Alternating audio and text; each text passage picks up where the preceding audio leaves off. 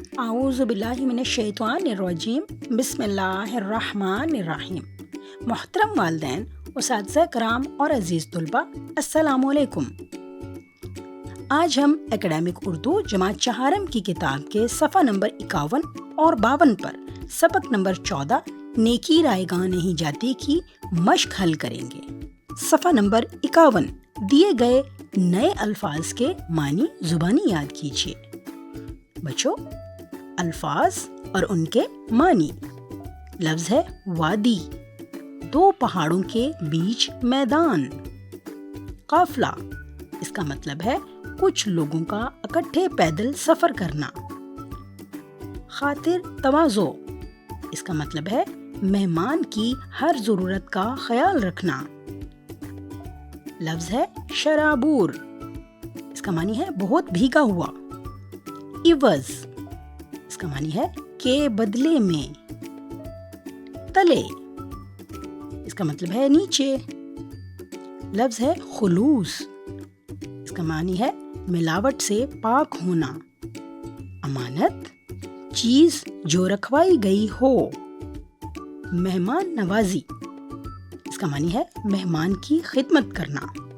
آئیں بچوں، اب ہم مشق حل کرتے ہیں۔ مشق کا پہلا سوال ہے، سبق کے مطابق درج ذیل سوالات کے جوابات لکھیں۔ نمبر 1 ہے، سبق میں کون کون سے پھلوں کا ذکر ہوا ہے؟ اس کا جواب ہے، سبق میں خربوزے اور تربوز کا ذکر ہوا ہے۔ نمبر 2 ہے، جہانگیر تجارتی قافلے کے ساتھ کہاں جا رہا تھا؟ اس کا جواب ہے، جہانگیر تجارتی قافلے کے ساتھ کوئٹہ جا رہا تھا۔ نمبر 3 ہے، سر بلند خان نے روپوں کی تھیلی امانتاً کہاں رکھی تھی؟ اس کا جواب ہے، سر بلند خان نے روپوں کی تھیلی امانتاً زمین میں دفن کر دی تھی۔ اگلا سوال ہے، سر بلند خان نے مہمان کی تواضع کیسے کی؟ اس کا جواب ہے، سر بلند خان نے مہمان کی تواضع ٹھنڈے پانی، خربوزے اور تربوز سے کی۔ مشق کا اگلا سوال ہے، سبق کے مطابق درست جواب پر ٹک کا نشان لگائیں۔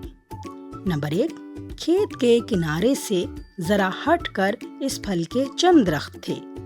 اس کا جواب ہے جیم، شہتوت۔ نمبر 2 ہے، ایک دن سڑک سے گزرا۔ اس کا جواب ہے گھڑ سوار۔ نمبر 3 ہے، مہمان نے شام تک پہنچنا تھا۔ اس کا جواب ہے بے، کوئٹہ۔ اگلا سوال ہے، اس دوران میں رستم نے سڑک پر پڑی دیکھی۔ اس کا جواب ہے جیم، چمڑے کی تھیلی۔ مشق کا اگلا سوال ہے، سبق کے مطابق درست الفاظ سے جملوں کی خالی جگہیں پر کریں۔ نمبر 1، خوبصورت، خالی جگہ میں آئے گا وادی۔ خوبصورت وادی میں ایک چھوٹا سا گاؤں تھا۔ نمبر 2 ہے، ان درختوں کے قریب ہی، خالی جگہ میں آئے گا سر بلند خان۔ ان درختوں کے قریب ہی سر بلند خان کی جھونپڑی تھی۔ نمبر 3 ہے، ایک دن اس سڑک سے ایک، خالی جگہ میں آئے گا گھڑ سوار۔ ایک دن اس سڑک سے ایک گھڑ سوار گزرا۔ نمبر 4 ہے، چند دن کے بعد رستم جہانگیر کے، خالی جگہ میں آئے گا کاروبار۔ چند دن بعد رستم جہانگیر کے کاروبار میں اس کی معاونت کرنے لگا۔ بچوں، سیکھنے کی مہارتوں میں سب سے پہلی مہارت ہے سننا۔ امانت اور دیانت کے حوالے سے کوئی واقعہ انٹرنیٹ سے تلاش کر کے سنیں۔ اگلی مہارت ہے بولنا۔ ہم روزمرہ زندگی میں دیانت داری پر کیسے عمل کر سکتے ہیں؟ اس موضوع پر 2 منٹ کی تقریر اپنے اسکول کے بزم ادب کے پروگرام میں کریں۔ اگلی مہارت ہے پڑھنا۔ درج ذیل عبارت درست تلفظ سے پڑھیں اور آخر میں دیے گئے سوالات کے زبانی جوابات دیں۔ عبارت ہے، ہم سب جانتے ہیں کہ وہیل مچھلی سمندر میں رہتی ہے۔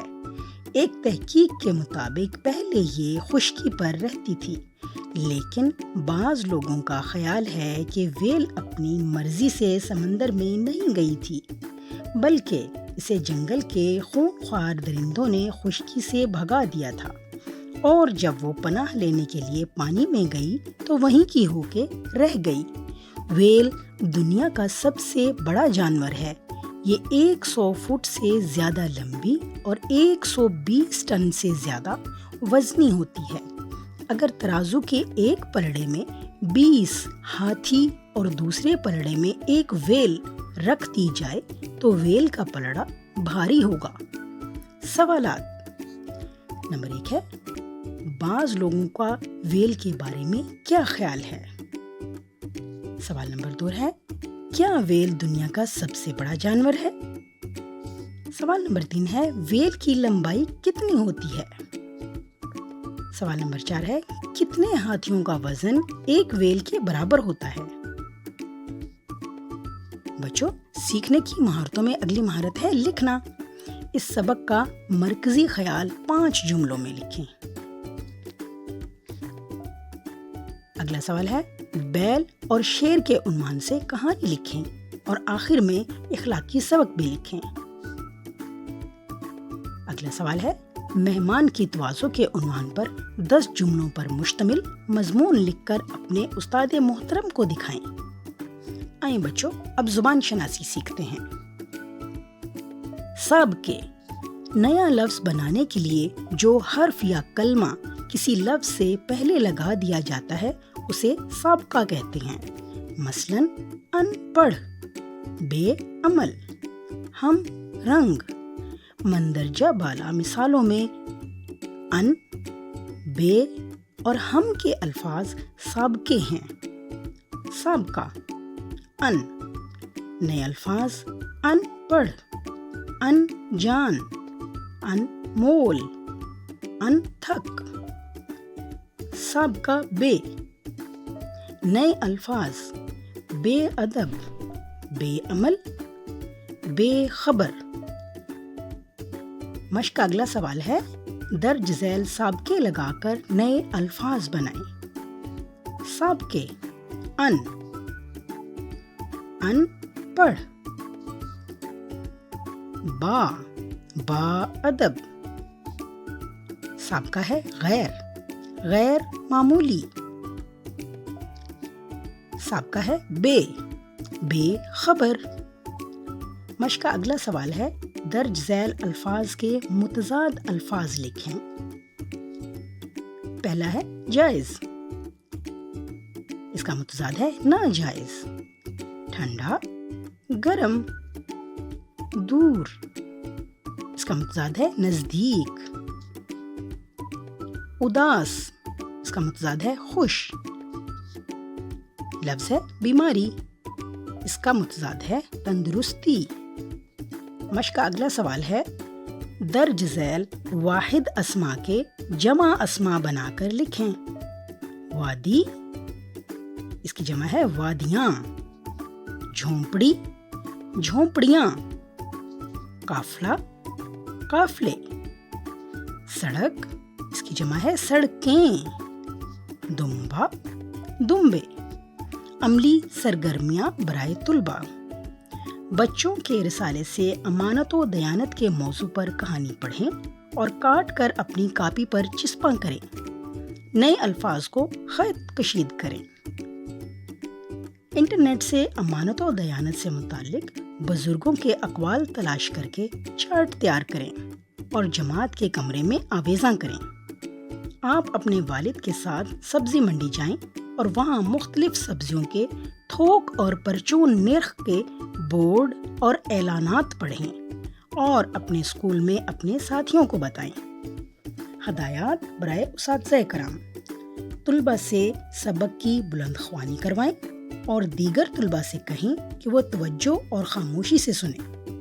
استاد محترم نئے الفاظ کا مفہوم طلباء کو سمجھائیں۔ طلباء کو سابقے سے نئے لفظ بنانا سکھائیں۔ طلباء کو امانت و دیانت کے حوالے سے اسلامی تاریخ سے واقعات تلاش کر کے سنائیں۔ مہمان کی تواضع کے عنوان پر مضمون لکھنے میں طلباء کی رہنمائی فرمائیں۔ عزیز طلباء، یقیناً آپ نے اس سبق کو سن کر اور اس کی مشق کو حل کر کے بہت کچھ سیکھا ہوگا۔ اگلے سبق تک کے لیے اللہ حافظ۔